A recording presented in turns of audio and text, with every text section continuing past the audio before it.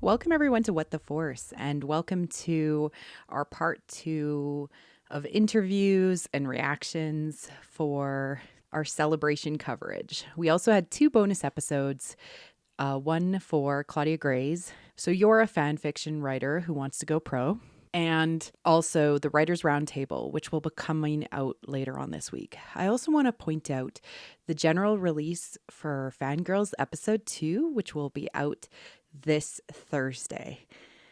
So into the main event, which is all of the cool and interesting interviews and reactions that we had during the second half of Celebration. Enjoy. Hello, we are on Saturday morning, and funnily enough, I ran into the Wampa's Lair guys at the bus stop on the way to the celebration area. So with me today is... Hi, I'm Carl. And? I'm Jason.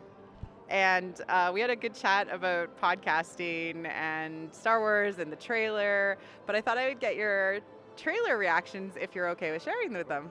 Yeah, I loved it. I also love this Wookiee thing right in my face because I love your custom mic. I thought it was really, really good.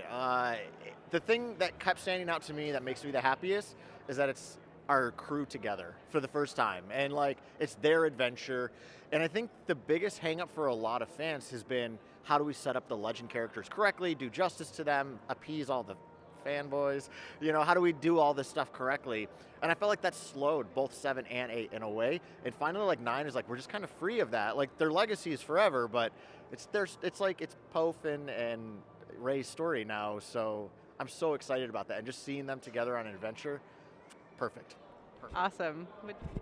Well, I totally agree with what Carl just said, so I won't repeat that, but some of the other highlights for me was actually some of the legacy characters too. Seeing Leia and Rey together was heartbreaking, but the most joyous moment of the trailer was Lando behind the controls of the Falcon again. I got giddy watching that for whatever reason, even though the Falcon's Han's, but it's not anymore. I don't know, it's weird.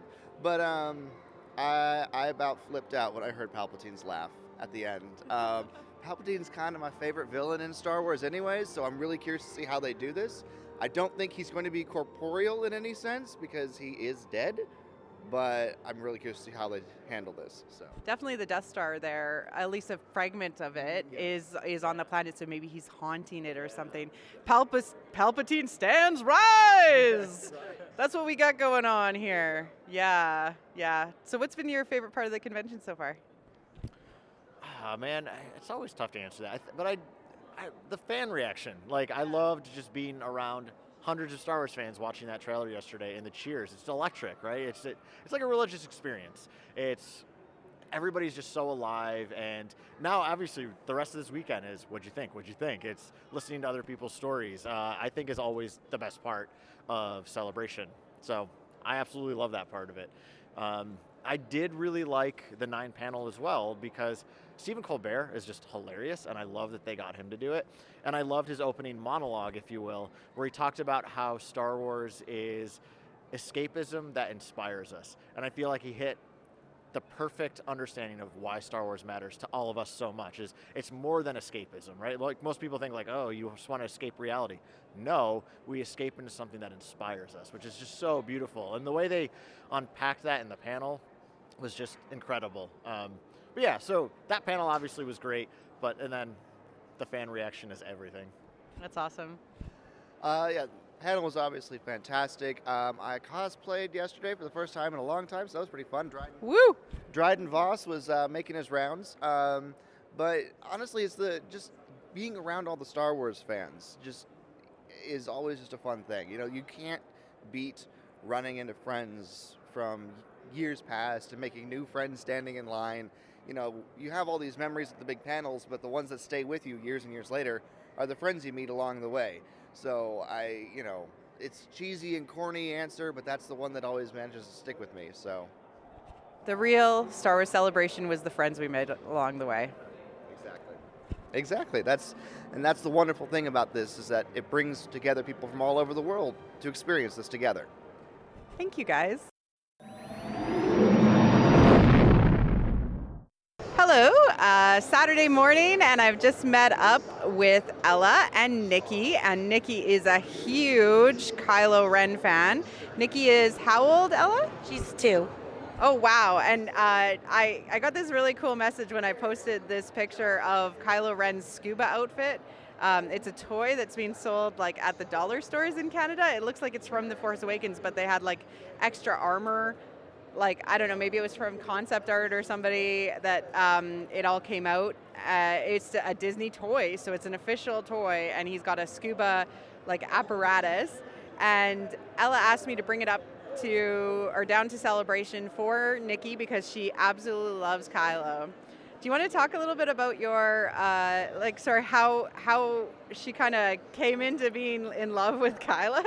Sure. So when she was around 1-ish, she watched The Force Awakens for the first time, and she just was entranced whenever he was on the screen. And then when she was around 1.5, she started saying Kylo. Wow. So she started calling him Kylo, and from there it was just pure love. We have to watch The Last Jedi every night, pretty much, before she goes to sleep. Yeah, she's in love with him. I'm not quite sure what it is that she hyper fixated on, but she's obsessed. And it was a good chance to bring her here, yeah. Yeah, she was. And then I made her the costume because she wanted to dress up like Kylo. And since then, it's just kind of been like a crazy working on getting it to be like screen accurate and just working with her, and she loves dressing up. She does Rey now as well. And, she just wants more and more. She wants to be like the big Kylos. So she always wants whatever they have. So, they have the real helmet, so I had to get her a real helmet. And she loves it. And whenever she sees one, she has to give him a high five. And, I think she really likes his lightsaber a lot as well. Because even when she's Rey, she wants to use his lightsaber. That's awesome. Yeah, which is fine because she's Hero Rey, and Hero Rey does hold Kylo's lightsaber. But yeah, she is obsessed with this toy right now, as you can see. She collects Kylo figures that she carries around.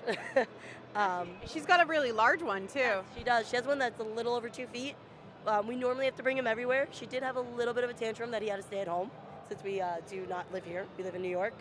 But we brought little Kylo. He's in her bag right now. He's about, Barbie-sized Kylo. Barbie-sized Kylo, yeah. He's around a Barbie doll. She's been carrying him around and showing him off. Letting him see Celebration. That's amazing. Can I try to ask her a question? Okay. Nicky. Nicky, what do you think of Kylo? Yes. Can you say Kylo? Yeah. Maybe. He's a funny guy, hey? Who is this? Yeah. She's saying it loud enough. It's okay. She is mouthing the words, at least. It's on the other side. Do you like Kylo's scar? She's pointing to her makeup scar. You're very cute.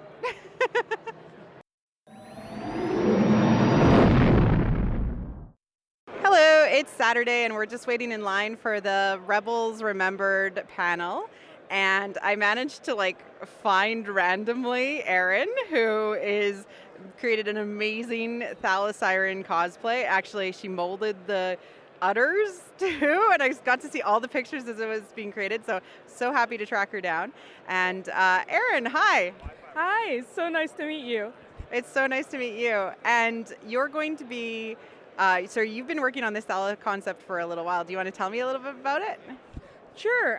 So I started with kind of the concept of one of those, I always forget the name, the kind of Japanese style cosplay pajamas. And so I started with the concept of that, but as a Thalasiren. So it was simple enough to get some fabric and the patterns and just do the base of it. The hardest part was kind of customizing the head and the udder. So the udder is molded from latex.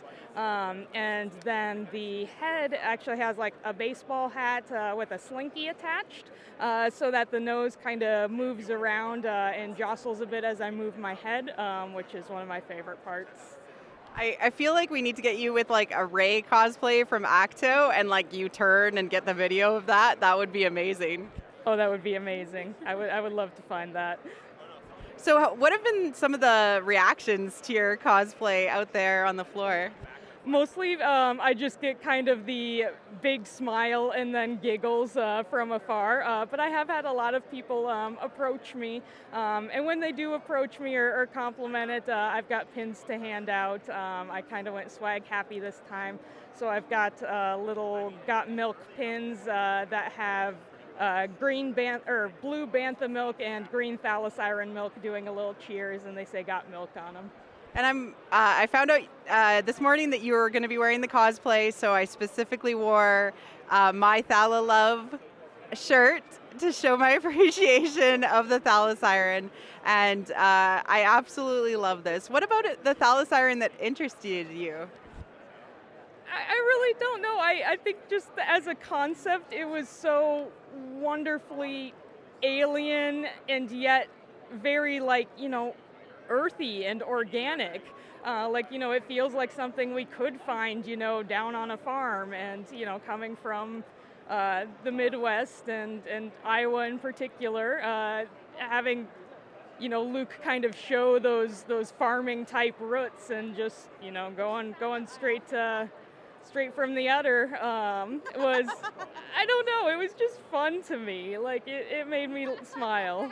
Yeah, I really love the idea of the Thala, and I like how much it was so important to Ryan to make happen. Like, they had to airlift the Thala into, the spot where they were going to film it, and like so much effort went into it. I love that people appreciate it. We've seen a couple of thalasiren cosplays here. Do you know how many there might be? I know me and one other for sure, who I've met from Discord, but I don't know that I've seen any others. I've seen lots of people with like pins or other thalasiren merch. So I think there's some love out there for the thalasiren. Yeah, and Ty Black made me my t-shirt, and she actually also is giving out stickers of thalasirens because she loves the thalasirens so much. I need a Thala stuffy, so if anyone out there is thinking about creating them or knows somebody, make sure to track me down. I need a thalasiren stuffy. I'll have to consider that. I've never tried stuffed animals before, though. That's awesome. Thank you so much, Erin. You're very welcome. Thanks for having me.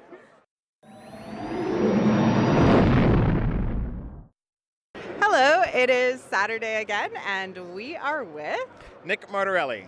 And Nick, what do you do? It's an interesting job. I am the producer of Star Wars audiobooks with Penguin Random House Audio. That's amazing. And you've had some amazing titles come out recently, including Queen Shadow. What other ones have you been involved in? We've recently done Queen Shadow, but also we have Thrawn Alliances is recently, Master and Apprentice, Pirate's Price, a kid's title about Hondo, Lando's... And you got Cummings, Jim Cummings to do it. Yes, Jim Cummings read it. The book is in first person Hondo, so who better to read it than Hondo himself? So Jim came in and read it for us. That probably was an amazing experience. It is an incredible book because the book is very well written and it gets Hondo's language and his rhythms very well. And then to have Jim reading it and getting those language and that rhythms, and he was throwing in extra little ums and ticks and sounds that Hondo makes into the audiobook to make it even more authentic. It was pretty great. That's wonderful. And Celebration is kind of a crazy period of time. Like, we've had to move a couple of times to let people in and out of the booth and everything like that. But what is the best part of Celebration? Oh, the best part of Celebration is talking to everybody who comes up to us and says, "Oh, I love your books. I'm so excited about what's coming up, what's in the future." Like, there are great fans here, like great people to come up and talk to us. So that's been a lot of fun. So what is unique about doing audiobooks for Star Wars? So the Star Wars books have sound effects and music, and not every audiobook gets that. Some are just a person reading the book, but these have these full experiences where we want to bring people into the world of the films. So we can use sounds and music to do it. And there's such a legacy there. There's so many sounds we can use. There's so much music we can use. And so to sort of like figure out how they flow and how they go and what the rhythm of it is a lot of fun to sort of make new Star Wars adventures. And we're having an audio-only audiobook coming out shortly, which is a new venture, I think, for the Star Wars publishing universe. Did you want to talk a little bit about that? Sure. Our audiobook original is called Dooku, Jedi Lost, and it is an original audio about Count Dooku and Ventress, and it's about Dooku's time in the Jedi Order when he's a Jedi Knight, and how he leaves the Order. And it was written for audio. There's no print book to come along with it. So it is written as a script. We had 12 actors in the studio all together, playing about 100 different parts.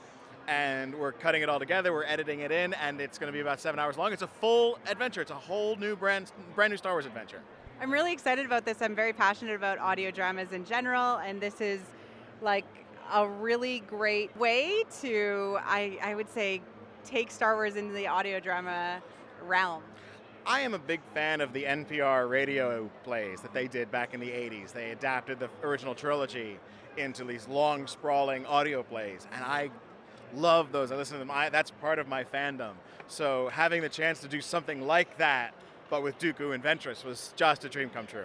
What are you most looking forward to having fans react to? Is there something cool that, like, just the experience or of having new Ventress Dooku content? Or as we've been making it, we've been saying that there's not enough Dooku out there, and especially young Dooku. We only know him as the Count Christopher Lee from the films. So this is a lot of his experience leading up to who he becomes in the films. So we sort of get to see how he becomes the person he ultimately becomes.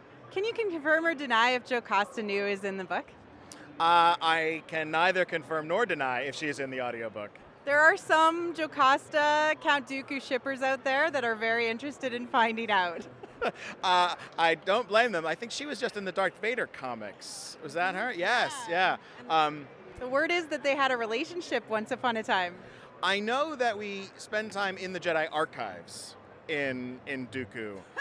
Well, he's a Padawan. He's learning about the Order and things like that. But I don't remember who all is involved. That's okay. So maybe we need to buy it and check it out. It comes out April 30th, wherever digital audiobooks are sold. Amazon, Apple, iTunes, Google Play, anything like that. So yeah, you can download it. Let me know what you think. Thank you so much, Nick. This is a lot of fun. Thank you. It's been a delight.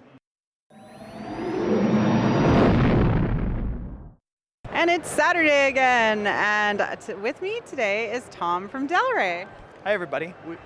We are actually standing at the back of a line for a John Jackson Miller signing while we wait for the line to get moving, and we are managing the back of the line to there while recording this little interview. I get to be like a mini assistant. I held something briefly. I gave directions. It's kind of a fun experience. Yeah, you are super official now. I get like an honorary nod. Yes, you have experienced part of the job. So what other things have you been up to, or what other things do you have to do when you're working the booth? Pretty much everything. The way that we work at Delray with regards to booths is actually, hold on 1 second, we have to pause things. And we're back. All right, sorry about that. I have no idea if you heard a weird interruption up, but anyway. So the stuff that I have to do, the way that works at Delray is we don't have a separate staff who does our conventions and stuff for us. Everyone you meet at a Delray Books booth, at Star Wars Celebration, New York Comic Con, whatever, is a core Delray employee. Editors, production, marketing, publicity, art directors. So we do everything. We build the booth, we stock the booth, we sell the books, we hang out and talk to fans, we manage the signing lines, we do weird booth activations, give away free stuff, and then we take it all down at the end of the show. So we do everything. We're a full service operation, basically.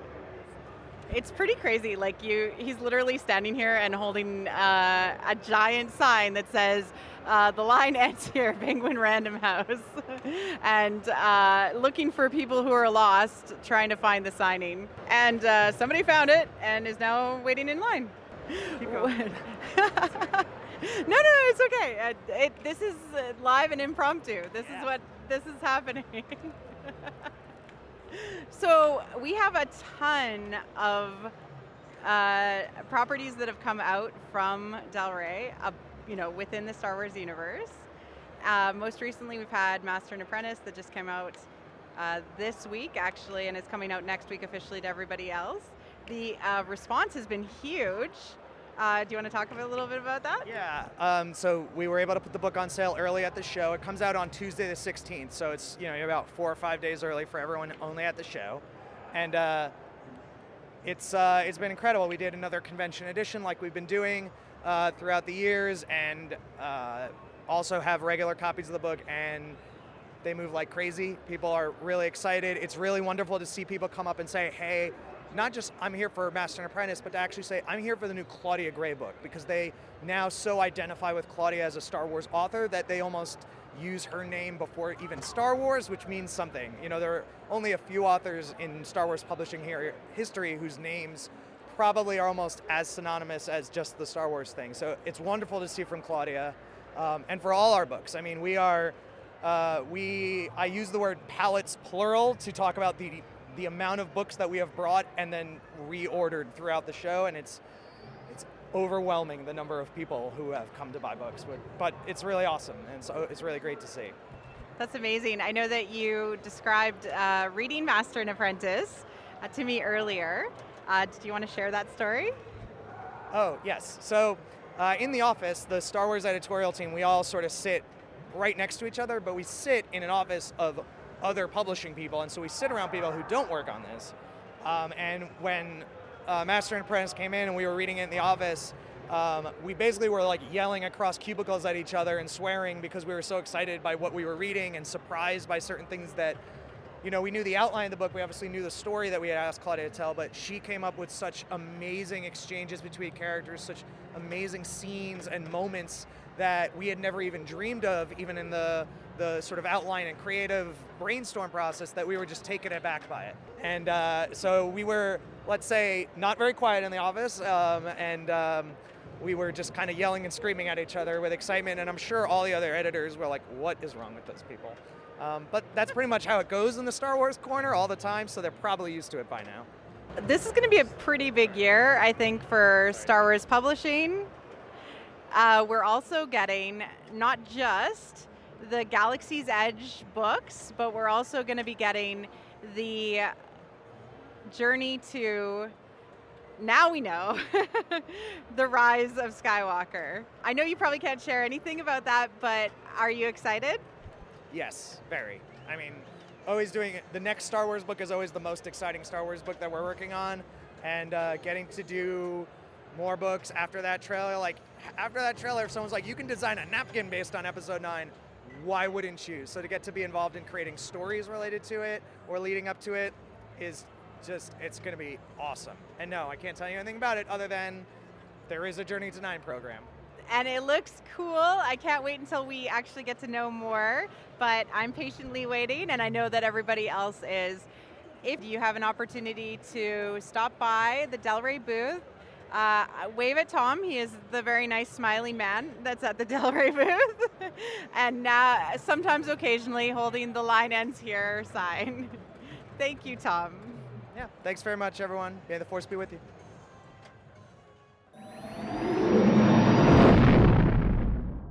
It's Saturday, and we are still wandering around the show floor late in the day, and with me today is Sailor, that's no moon.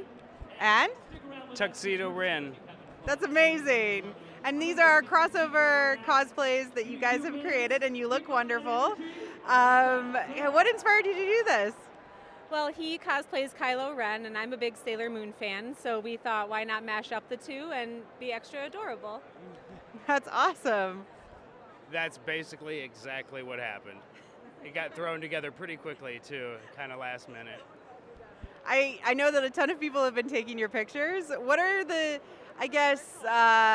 parallels between Sailor Moon and this ship? Well, honestly,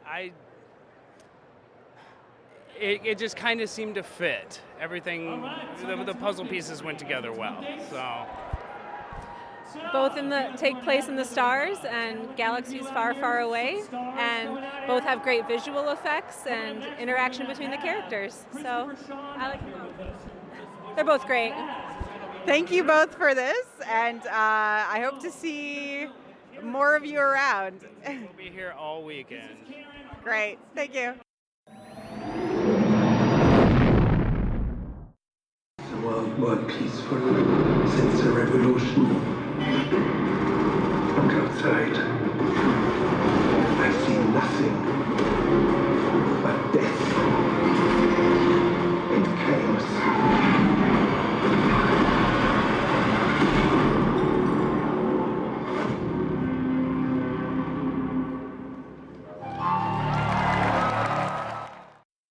Hello, we just got out of The Mandalorian, wandered around a bit trying to find our way back to a quiet place to actually record a quick video reaction, and then we'll record a longer podcast about what we thought more in detail. But I tweeted this out just now, but I really loved the Ronin-esque feel, not only samurai western but also like Knight Without a Master feel, and they even mentioned that the armor was very medieval. Knight. They use the word knight. So to me that means that the Mandalorian might even have a larger history that we're just not used to. I want to shout out to Shannon McCarter, who did a video about how the end of the Empire would not be a good time many years ago. So you rock so much. And it was mind-blowing. We actually got to see a short scene, two scenes kind of, and they were crazy. Ty says she's never watching Star Wars with me again because I screamed my head off like an idiot. Far too loud. If you heard anybody scream randomly when when Hero's Journey was mentioned? Yeah, when Hero's Journey was mentioned and Campbell was mentioned, she yelled, and she was the only one who yelled, and it was very loud. Yeah, that was really cool. And I'm an idiot. It's okay. I get really pumped about this stuff. It was very loud. Yeah. I was really excited too, though, when they mentioned that. It was really cool to hear that Jon Favreau is loving the prequels now because of Campbell and because of all the stuff that Filoni is basically teaching him. Dave Filoni called him his Padawan, and John called Dave his Sherpa. So kind of imagine it like he's helping him figure out how to climb Mount Everest. Yeah. So this is it, but we really loved what was shown. We were, I don't know, you were more skeptical at the beginning, and we're totally on board now, and I hope I get Disney Plus in Canada. So, cool. Yeah, about waiting in line. So I'm here at the romance and shipping panel with Lords of the Sith podcast, and I'm with some people that were waiting in line for a while, and I feel kind of bad because I kind of slipped in front of them because I'm recording the panel. But how long did you guys wait for? I think we were here for about 25 minutes. I was in the ILM panel, and I had a friend text me saying oh my god, you guys had better get down here soon if you want to make it in because it's filling up fast. And I bolted and ran for it. So about 25 minutes. Wow. Yeah, so it's completely full, and there's still people that are waiting outside to get in, and I think there's some people that are trying to reserve seats for their friends. I'm sure they're in the Clone Wars sneak peek or something. But yeah, so you were waiting in line as well. Were you really looking forward to this panel? Was this one of the ones you were excited about? Yeah, for sure. I heard about it on Twitter, and I've been looking forward to it. Yeah. And what is it that you guys were most looking forward to about the panel? Honestly, supporting the ladies of the Lords of the Sith. I think their podcast is fantastic, and I think this is long overdue, a panel like this, and clearly the fact that we are at capacity and there's people being turned away at the door has shown that we need a bigger stage next time. Yeah, I agree.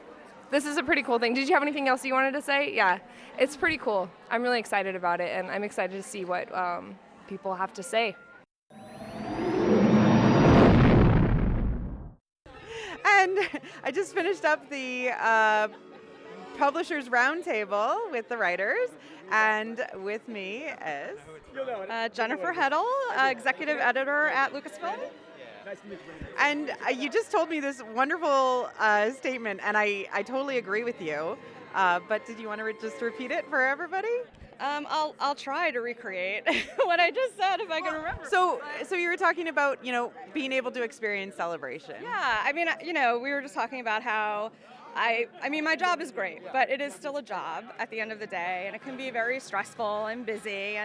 And what I really love about events like Celebration is, it reminds me why we're all doing what we do, and how much it means to people, and what a great community we're all part of. And so it's a really great way to just, recharge and feel energized and take that back to work. It's a really great feeling. Thank you so much. I'm looking forward to Project Luminous, which was just announced. It feels like Jedi/Force related, so that's my jam. Thank you for being involved in that and creating something amazing that I'm looking forward to. Now I'm like, 9? Yeah, 9, but like now after seems really exciting too. Yeah, I mean, really that's our goal, what comes next, what comes next in publishing, what can we do in publishing to keep making great stories that people want to read, and sort of making our own little space in the Star Wars universe to tell great new stories. And that's really all I can say about that.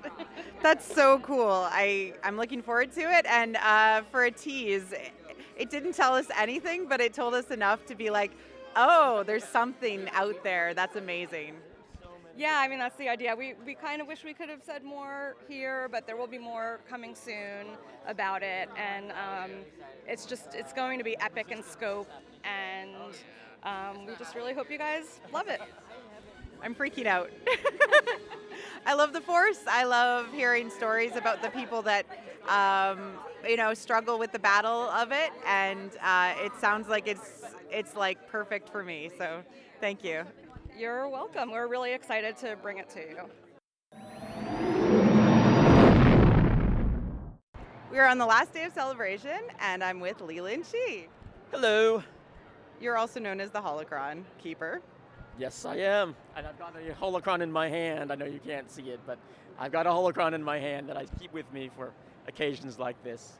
It's very cool. How has your celebration been so far? It's awesome. Yesterday, I got to fire the T-shirt cannon, which I didn't get to do at the last celebration, so I was very jealous of all my colleagues who had gotten to fire it. So this time, I got to fire it, but it wasn't the same one. They've got apparently 2 models. So this new model is a little bit more powerful than the other one, which I was not expecting. So the first shot I fired, it was first of all, I was carrying the cannon. I accidentally pointed it down. The T-shirt fell out, and when I fired it, there was nothing that came out. It was done because the T-shirt had fallen out. So we quickly reloaded. I got down, took a shot. It was pretty cool. It shot over about 10 feet. Cool. So I go to the other side of the stage, and I don't know what they did. They pumped it up a couple more times or something, and I shot it, and it fired way farther than I was expecting. Now, I didn't fire it as far as Bobby Moynihan. Bobby Moynihan apparently was able to shoot this Lego sign. I'm pointing to this Lego sign, and it's about a good 30 or 40 feet from the stage. He managed to fire it over there. It wasn't quite that far, but it was much farther than I was expecting. So I was really excited about that. Was that your highlight of Celebration, being able to do that? It was because I didn't get to do it. I've been waiting to do it for the past 2 years because I didn't get to do it last time. So one of the highlights. I mean, this weekend has been incredible. There have been so many announcements. It has just been nonstop. So it's hard to pick one.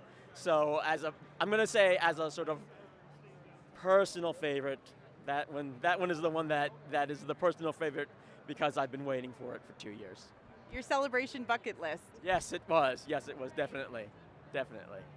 Thank you. And I think that Star Wars is better when you get to experience it with amazing people. So thank you for having a little bit of your Star Wars Celebration experience with me. And that amazing experience includes the fans and getting to see all the podcasters and the costumers and all the folks from the different fan organizations. I mean, that's really what it's all about. Thank you, Leland. Thank you very much. So it is Monday, and we have left the convention center. We've left our hotel, and at the hotel, Ty and I What? Just say hi. Hi. Ty and I ran into this lovely lady. Hi, I'm Bree, Porg's Nest. And you also have a podcast, which you've just started. Yes, I have. It's very small. It's on YouTube. It's cool. And we've been speaking for a while, and like I kept on trying to find her at the convention center, and then she was like at the hotel with like a massive amount of luggage and flowers from her husband, which was so sweet. But like you're like, how do I carry flowers home? They're lovely. I don't want to leave them behind. Can't just leave my flowers, so I'm taking them home. So we're just like recording in the taxi because this is literally the only place. And we just started talking about kind of all of the things that we had found and deconstructed over the week. And yeah, what are your big thoughts, Ty? Okay, so we've been talking a lot about the reveal of Project Luminous, and there's like a theme that, you know, Celebration had a theme of like light and dark. And also selfishness and selflessness. Yes. Was also huge. I wrote it down and tried to tweet it every time I heard it, but there was like, I think it was mentioned like maybe 10 to 15 times, which is a large amount. Wow, that's really interesting. Yeah, so all these like kind of contrasting things. And when they revealed Project Luminous, the first thing I thought of was, okay, well, first of all, obviously like luminous beings, we are all luminous beings. But then also, you know, this goes beyond what the Force is now, and it goes beyond what the Jedi are now.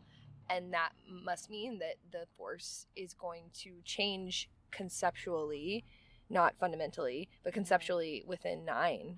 And that takes something huge and like mystical. And I think we talked a little bit about this, and Bree had a really cool idea too, but yeah. And I just want to say, like, Project Luminous was announced at the Writers' Round Table as a literature book related project, including such authors as Claudia Gray, Justina Ireland, Kevin Scott, Charles Soule, and Daniel Jose Older. So just like this dream team that actually spent time together at Skywalker Ranch, and it's for 2020, and they're going to have this huge release of this, I suspect, like maybe even media, like, you know, external to the movies, book, and maybe even comics. Novels, yeah, like whole bunch of stuff. So it could be really cool. But what was your idea, Bree?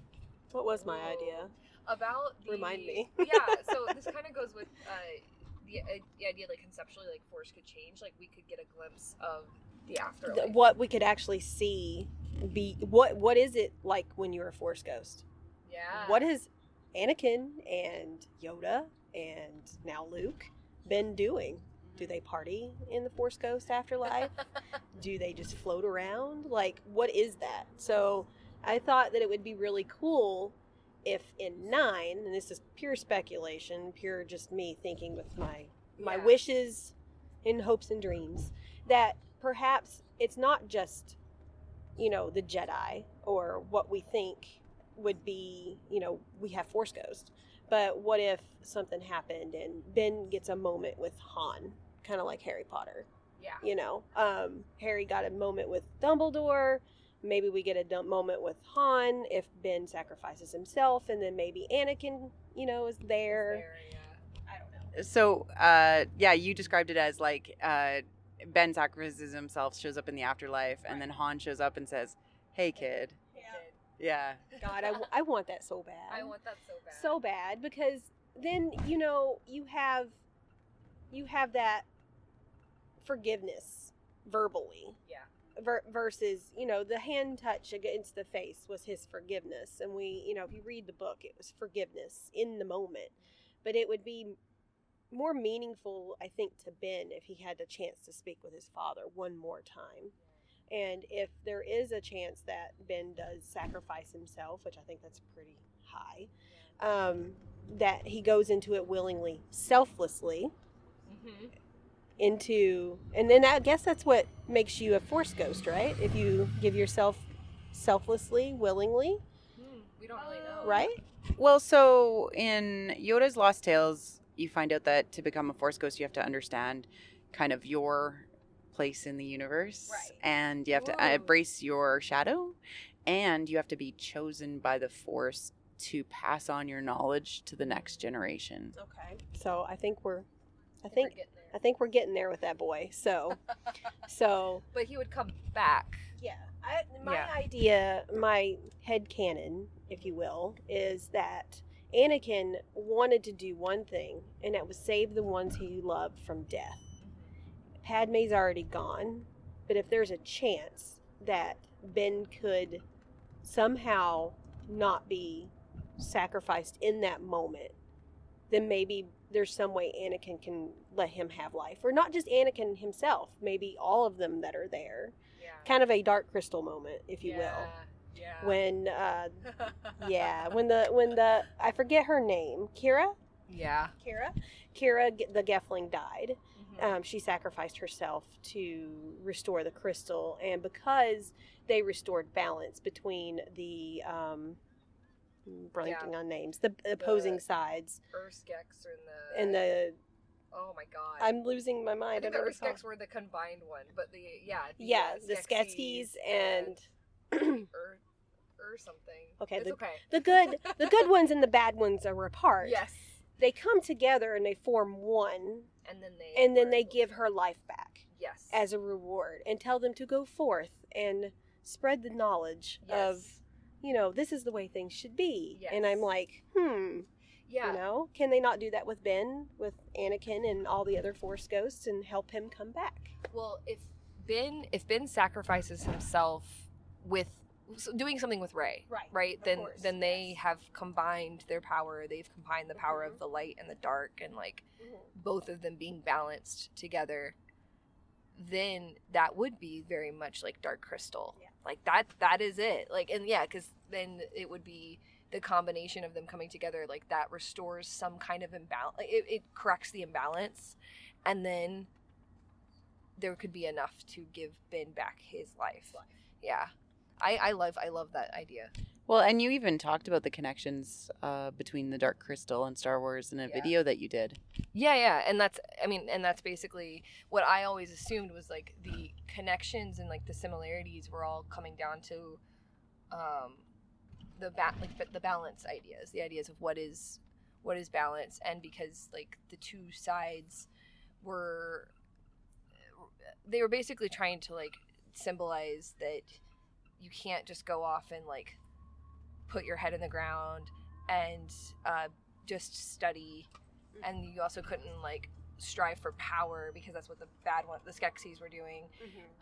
You kind of had to have both. You have to have cleverness and you have to have humility. Like that was a very weird one, but it was doing a similar thing as what Star Wars is doing. So finding that balance is, I was gonna say, because the origin story is like gets really weird, but I won't go into that. I actually read that. They have a whole website dedicated to the Dark Crystal, and it tells you about all the symbolism and about everything, the origins and everything. And it is kind of weird. It is really weird. One thing that I remember, and I haven't forgotten it, there was at one point somebody asked Rian Johnson if he had ever watched Labyrinth, and he said no.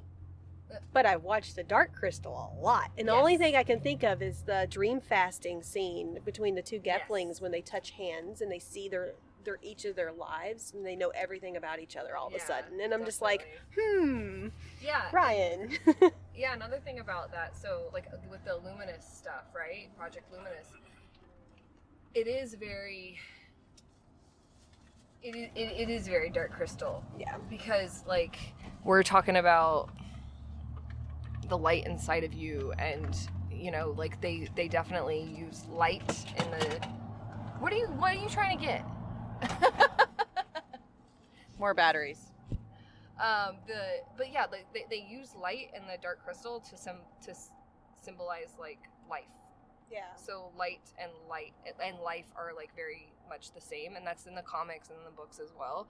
So like it just kind of perks my ears up because Yoda was the one who said the thing about luminous beings. Luminous beings, are we? Yeah. Not this crude matter. Yeah, and like there's the whole idea that maybe like Yoda is from the Dark Crystal universe, and that might never be revealed, but it's really interesting if they're trying to pull themes from it. So I don't know. Yeah. Yeah, no, overall, out of this whole thing, I was very positive about everything that had happened with 9, seeing the trailer, what they had said at the panel, even though it was a lot of non-answers. Yeah. I was skeptical about The Mandalorian a tiny bit. I will watch all Star Wars, but the fact that that Dave Filoni is like putting John Favreau through Jedi school and calls him his Padawan is hilarious. And then he talked about the hero's journey, and I was the only one that screamed, which everyone in that whole stadium should have screamed. I'm sorry, you guys don't. Because we were trying to listen, Marie Claire. No, the hero's journey, the fact that Jon Favreau had to go through Jedi school and learn about the hero's journey was exciting. And No, not just that, but Filoni made him watch the prequels again and made him like the prequels. Yes. Filoni is like basically saying like, hey, like this matters and this is important and you're gonna learn it if you want to make Star Wars. That's cool. That's cool. Yeah, no, and we're gonna get this like Ronin feel from it. It was cool. It was cool. And then there was a few things that came out of the Galaxy's Edge panel. We didn't attend that. I would say the Rebels panel was really enjoyable. The funniest part for me personally was learning about Dave Filoni's trust tree. I hope we see like a huge amount of trust tree cosplays at the next celebration. There needs to be tons. Which is what, in 2020? Yeah. In 2020 now. So I'll go as a tree. I mean, like, what kind of tree is it? Apparently, it's a tree he cuts branches off of if you screw up. Oh, no. Well, then I guess I'm going to have like missing branches and. Yeah, you're like a failed trust I'm tree. a failed trust tree. Like all my branches are gone. There's no leaves. I'm just a trunk. You could just hand out leeks, like hand out fake leeks or something. Yeah. Here. The leaves are like leeks. Yeah. Yeah. Oh, here, have a leek. Yeah. So great. yeah, that'd be great. I would totally Want to do know that. what Project Luminous is? Yeah, we should organize a trust tree cosplay like day where we all like figure out what a version of a trust tree looks like. He describes it in the Rebels panel. So yeah, and then the follow up to that was the next day with the Clone Wars panel, where D. Barker Bradley, Ashley Eckstein, and Sam Witwer basically used it as an opportunity to make fun of Dave and the trust tree.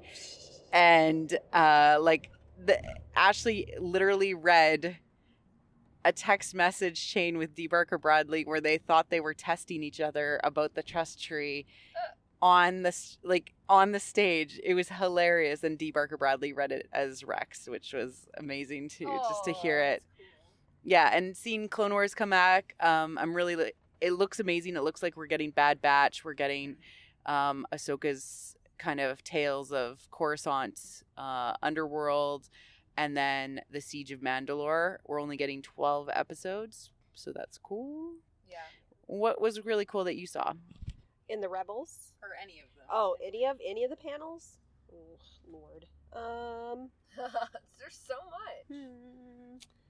I'll go with episode 9 panel because, that's the main one that I went into. I actually gave away my pass to Mandalorian because I'm nice like that. My friend really wanted to go, and I'm like, you know what? You just go. That's fine. So I went into 9, and I think not just, the interviews with the cast or whatnot, but the actual still images that we got on the screen that weren't necessarily played in the trailer that we really, unless you had a phone, you didn't get to see, or they've been tweeted out now.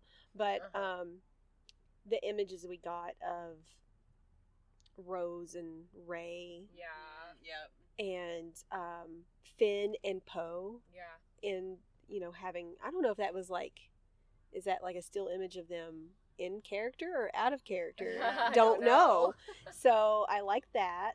And what else did I like about that panel? Other than the obvious. There was so much.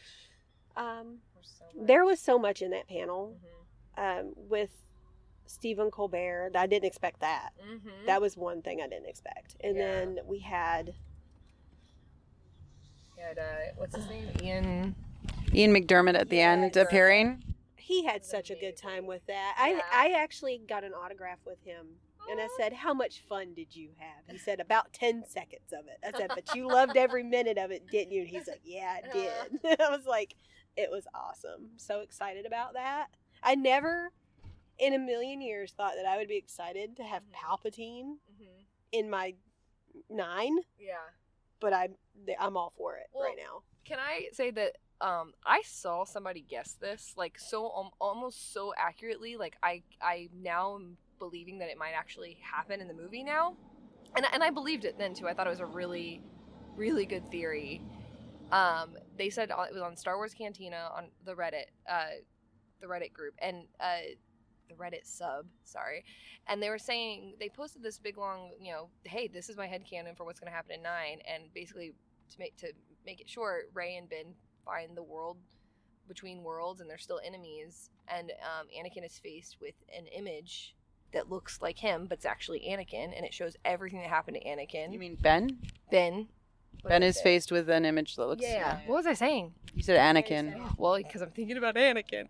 So, yeah, Rey and Ben is seeing an image of Anakin, and he sees everything that happened to Anakin, and then the downfall, and then he doesn't know why he's watching it, but it's like hurting him. And then after he sees everything that happens, and he kind of realizes how he's gotten to where he's at, and then that's when you hear, and the person who wrote it was brilliant, and they said that's when you hear like Palpatine's laughter, and it was just absolutely brilliant. And I'm like, well, that could actually happen now that we know for sure that Palps is going to be in the next one. I mean, how cool would it be if he was in the world between worlds, like, and he was trying to get in there with Rebels. Like he was trying to get into the world between worlds. 2 words. Blue flames. Blue flames. Well, when he's taunting Ezra in Rebels in the world, he has blue flames around him, right? Yeah. And then when Vader throws him down the shaft, there's blue flames. Oh, sorry. Say that sorry. again. Sorry. I talk with my hands. Sorry. No. Say that again. There's blue. So when Vader throws Palpatine down the shaft, there's blue flames. Oh my God! And I've been thinking about that for days, and I'm just like, wait a minute, how? Like, for starters, how do you bring Palpatine back into this? Like, it has to be in McDermott, or they wouldn't have brought him out on stage, is what I'm thinking in my brain. And I'm like, going through this process, what? And I'm like, wait a minute. World Between Worlds, and Dave Filoni will not talk about World Between Worlds, from what I understand, from what my friend said, that they were at a panel and he was asking questions or whatnot, and that's something that he won't touch with a 10-foot pole. Yeah. And I'm like, then that's how he survives. He survives. He goes into the World Between Worlds, and maybe he's just laying there in limbo, waiting for somebody to open Pandora's box. Yeah. And unleash him. And also, to note, opening Pandora's box, huh? Yeah. What if that's what Ben is being led to? Well, oh my God. I was talking to some friends, and are we saying that Ben is Pandora? He might be. Nah, I think maybe, I don't know. There's something, and maybe in that Death Star, perhaps. Yeah. Maybe like the portal or something that they can open. Yeah. But here's the thing. Here's what has stuck out in my mind over the last couple of days of all this craziness that's been going on. When Luke looks into Ben's mind and he's asleep, what is on Ben's nightstand? The compass. Yeah. The Emperor's compass from Pelio that Luke got. And what does a compass do? Well, it navigates. And could it not be navigating Palpatine to influence what Luke sees in Ben's mind? Oh, yeah. It could be like him inside of it or something. Like and, Horcrux. Yeah. And that's what we were talking about at dinner, like Horcruxes. I'm like, well, yeah, that's pretty much essentially it, yes. But here's the thing. I went into tinfoil hat theories at dinner, and I was like, well, what if... Now, yes, Ben's upset with his family turning against him. Not because... well, yes, because they didn't believe in him. Yeah. Right? That's accurate and true, and will hold true. And he's very upset with them, and, But what if Ben has known all along that Palpatine has the potential to come back? And that's where the line comes from. show me again, grandfather. He doesn't call him Vader. Mm-hmm. And I will finish what you started. Mm-hmm.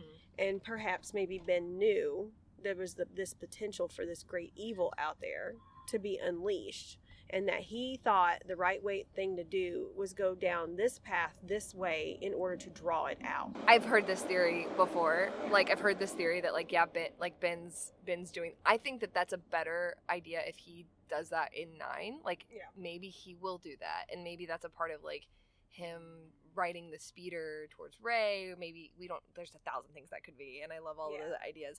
But, maybe he is going to try to draw it out. Because we already know, like, Ben's not attracted by power. No. So we don't know what he's attracted by. And that's still, like, honestly, that's the biggest mystery of all. He wants understanding and belonging. Yes. Because the Supreme Leader is wise. Yes, which is why in 9 he's not going to really have, like, a goal, and it's going to be, who am I? What am I supposed to do? Where am I supposed to be? Now that I've gotten where I want to be, or I thought that I wanted to be, now what? And, we might see him leading these, like, crusades to do what it is he wants to do. Yeah.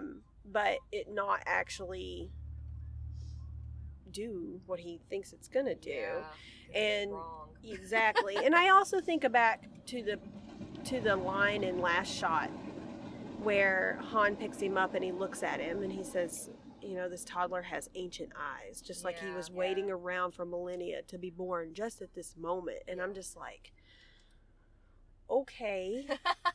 And wasn't he conceived on Endor, according to Leia? Yeah. Or according to Han. Leia thinks it was the Falcon, but I think Han said it was Endor, and I'm like, that's when Palpatine died. And so it's kind of like Vader. And Vader. Yeah. So I have a feeling about that scene in The Last Jedi novelization where, and I've mentioned this on the podcast before, but like where Luke looks into his mind and he sees the images of the galaxy burning. Yeah. And I'm like, he's describing Anakin. Like he's describing what Anakin did. And the Emperor did, and I think that he's maybe seen the past rather than necessarily the future. Yeah. Well, doesn't Ben always see the past? Yes. Because when he and Rey touched, I think it was explicitly said in the beginning that he didn't actually see her future. He saw her past, and he made assumptions based on what her past was. Yeah. That made him believe she would do X, Y, and Z. Yeah. And then we also, a piece, the Vader comics, where Vader goes into, the door, and he says, what's that other thing's name? Momin? Momin, yeah. Momin, and it's like he has to go through all these, and watch Padme die again, and come to terms with, this is your life, there's no changing it now. And he says, let the past die. Yeah. Kill it if you have to. Yeah, that whole scene, yeah. And it's all in flames and burning, and I'm like, is that what Ben saw? Yeah. Perhaps. I think that I Will Finish What You Started is so vague that we don't know what it means necessarily. We assume that it means control of the galaxy, and we know that Snoke has certain assumptions around what that's going to be. I'm really excited to find out. It's going to be cool. Well, if Palpatine is coming back, then Anakin did not finish him off. So now Ben will finish what Anakin started, and he will take out Palpatine. It means multiple things. It means multiple. I think that's a great thing. But see, here's the other thing.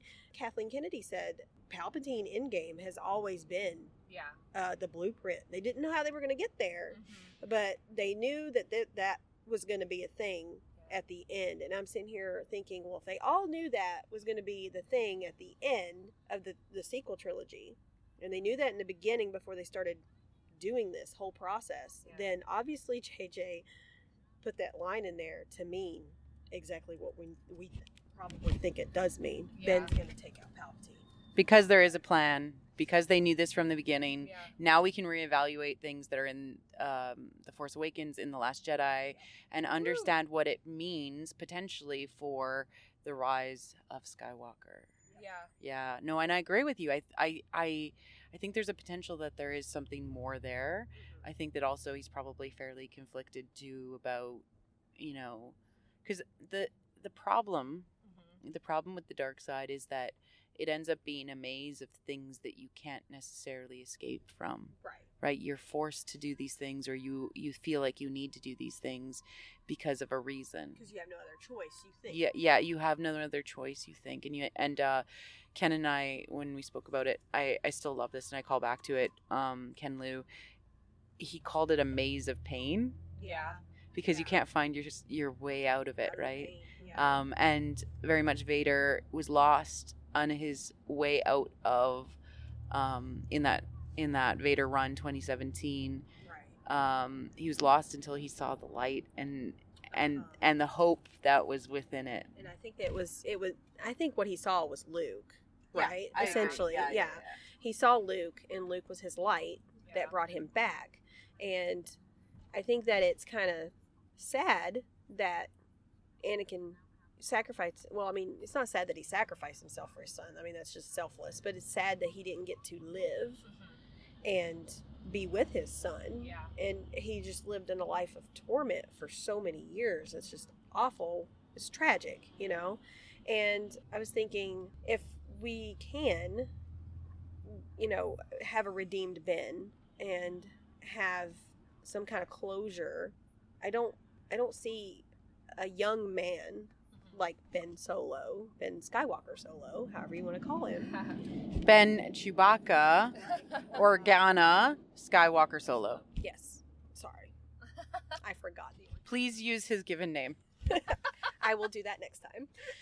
So if he can go through all this terribleness and then somehow have a chance to live, have a chance to do exactly what a mother and father would want for their child. That's me as a parent. I don't want my son to, okay, you did all the right things, but you gotta die. Because you've done all these terrible things, even though you do the right thing in the end. I don't want that. And no parent really truly wants that for their child. If they're going down some dark path, you want your child to realize their mistakes and fix them, and then go forth, live a life, not necessarily atoning, but teaching others perhaps the correct way and how to not go down the dark path. And I think that it kind of also goes back to the part where we don't know what the first Jedi were exactly like. We don't know what happened to have them split apart, but we always had the dark and the light. But we do know that at one point they were together. And I've always had this theory that it wasn't just, a balance within oneself. Because obviously we can't have balance within oneself when you have the Force and stuff like that, because the Jedi fell, and then the Sith, they also fail. They both failed. Both institutions failed. So my thinking is, when it comes to Ben Solo, there is no Ben Solo without Rey. And it's because you need both of them, and they are the embodiment of what it looks like to be balanced. And so I believe that possibly the first Jedi were in pairs, in a rule of two of their own.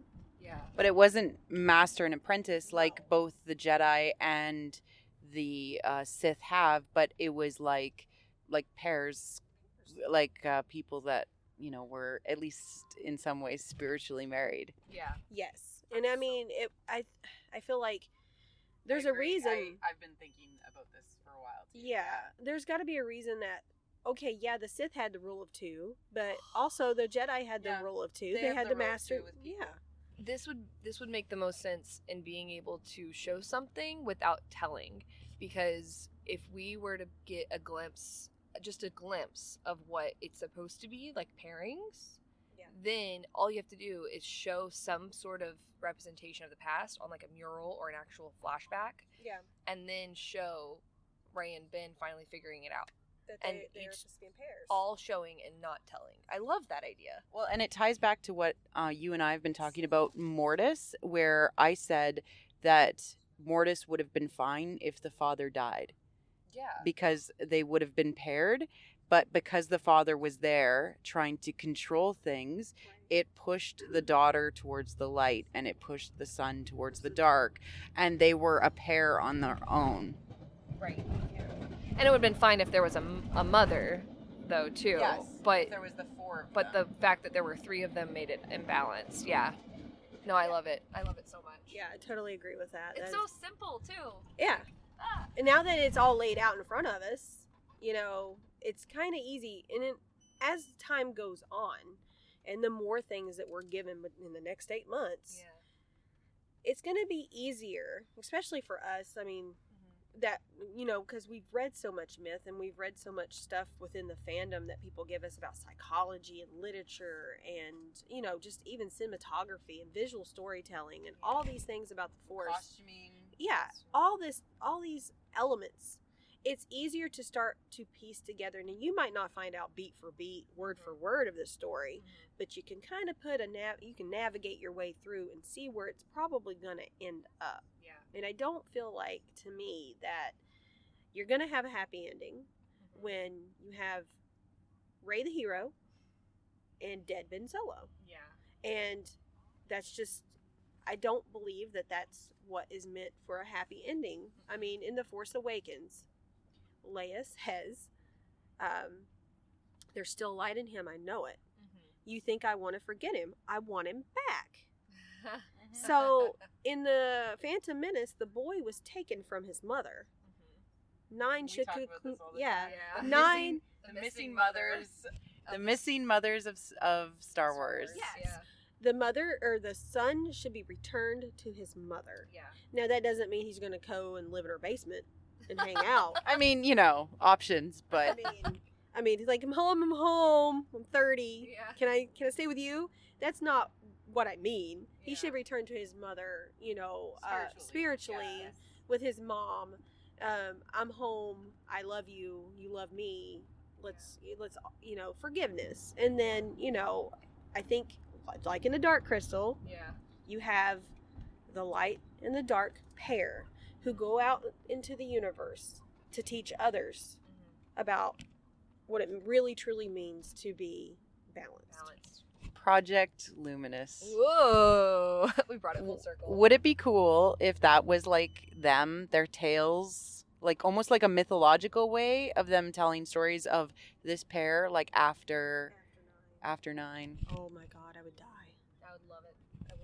That fits in with what I want to happen next. So right, and it's like the new understanding of what the world and the galaxy is like, and it'll fill in the space until we get the new movies and we get other stuff. I totally agree. I love that idea. I want that so much. I think we just figured out 9, guys. Yeah. We've solved the Star Wars, and now flights. Yay to go home. Aw, it's bittersweet. I did want to just briefly talk about Resistance, and that we got to see the first episode of the 2nd season, which is amazing, and it is a little Lost Stars. Lost Stars with Tam. We get to see her in the dark side, or not the dark side. We get to see her in the First Order. She looks amazing in her First Order pilot's outfit. I didn't get to see it. You guys got to go, but I'm sure it looks awesome. Oh, it was really cool. Yeah, and the animation was cool because they had like a zero gravity thing happening, and like they were like floating all over the place. And CB and that ball droid from the First Order are totes Reylo, hey? Yeah, I hope it comes. It has to come back because it's in Last Jedi. So no, it's a different one. It's a different one. Oh well, something happened, and I don't know if it's coming back, but I hope it's Reylo. He went down an elevator shaft and then had his eye thing. He's got a crack like Kylo. Aw, really? Yeah. Oh. And CB-23 is a little ball droid that's like that's friends with BB-8. Oh no! Yes, I want this now. I mean, droid love, right? Droid love. Droid rights. Droid rights. And CB-23 had our little like blowtorch. It was honestly like I'm I'm like, I love the droids so much, and this was like the most amazing thing. They always try to use the droids to kind of tell the story. Do you remember before The Last Jedi come out, they had the little cartoons of BB-9E and BB-8, and they're like chasing each other, and BB-9E runs into a wall and his head comes off, and like BB-8 kind of puts it back and is like, "Are you okay, buddy?" And then he goes away, and he's kind of left stunned. Like, what just happened? And I'm like, I can only think of one other person who looks stunned and like, oh, what just happened? At the end of The Last Jedi. I'm not saying names. Force Awakens? And Force Awakens. He's always confused. Yeah, that's so true. He'll figure it out. Yes, we will. We will be okay. But yeah, I mean, I had a really good celebration, and I got to meet some really cool people. I think one of my highlights was actually getting a chance to chat with Claudia Gray just for a little bit, and I got to meet a few other cool people, and especially like all of the other podcasters and people that specifically were like, I need to meet Marie Claire, and I was very honored that you all came out to see me, and I hope you all got something from me. So thank like you. Canadian candy?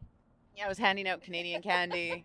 I know that's not what you meant, but Yeah, no, I tried, and it was the best to be able to do this with Ty. Aw, I had a really fun time. Yeah, it was really cool. Overwhelming. Anaheim? I don't know. Maybe. It's kind of far. I know it's a year away. Yeah. I'm hoping May 4th. That'd be cool. Come on, let us have May 4th. But I mean, it'll be warm there. We won't have snow. We won't have winter is coming. I know. As we're sitting here freezing to death, and I mean, it did snow for Game of Thrones Day.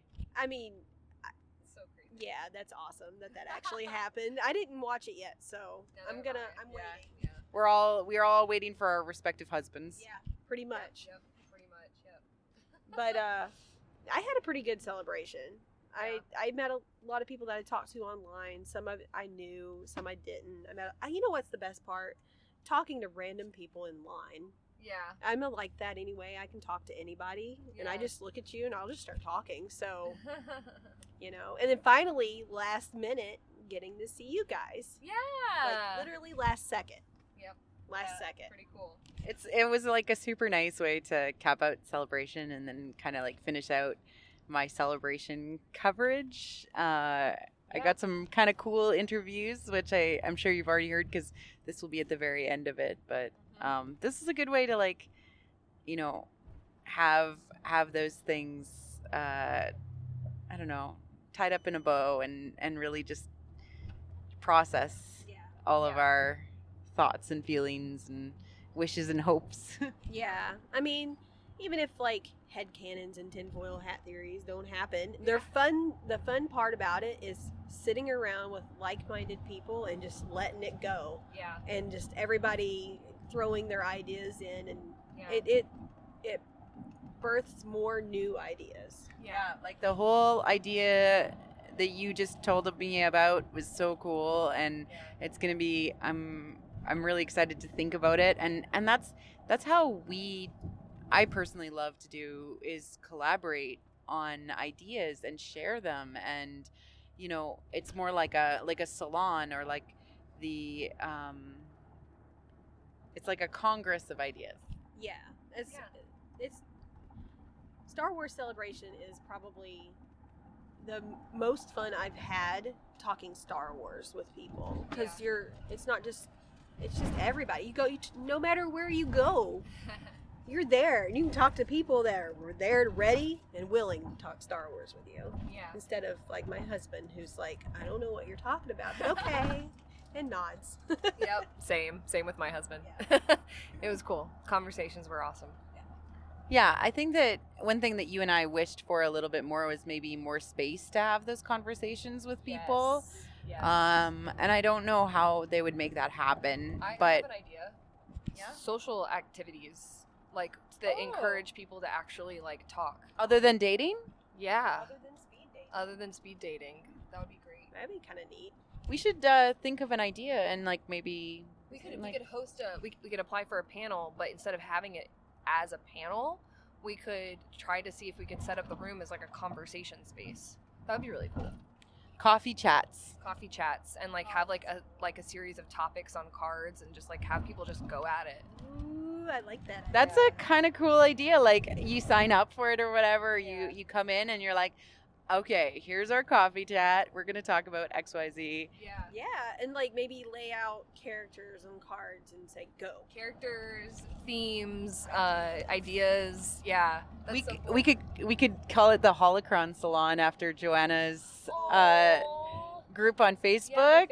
Yeah, where we're going to talk about themes and about meta of Star Wars, and we would like to have it, and we'll provide coffee and cookies. I love that idea. Little cucumber cakes or little cucumber sandwiches. Little treats. We'll feed you. Tons of tea. Yeah. I'm actually have become accustomed to putting milk in my tea for the first time. Accustomed to. I love it. I love it. It's kind of weird. We're really close to the airport, so we might want to Yeah. wrap up. Yeah.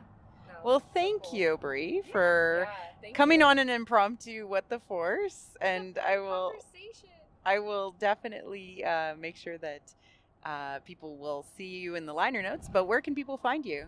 I am on YouTube as of right now. We are working on getting an iTunes and SoundCloud, but right now you can find us on at the Porg's Nest on YouTube, and I try to make a little montage to go along with most of my